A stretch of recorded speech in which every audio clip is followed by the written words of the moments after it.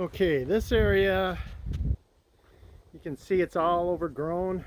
I started cutting back with the pressure washer, revealing all kinds of concrete here. Come up here and it's back to dirt again.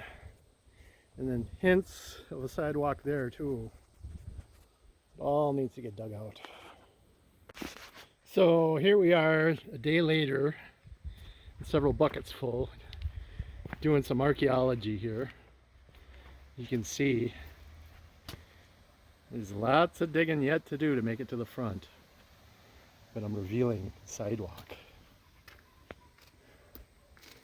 And none of that should have actually been a flower bed. Okay, this is the front steps, and that area was all buried. That area was all buried, like this is. So we're gonna see what happens as I move out towards the sidewalk.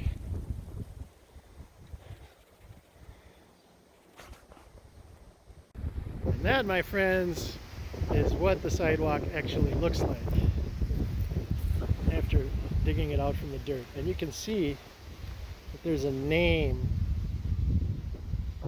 that is etched in the concrete there.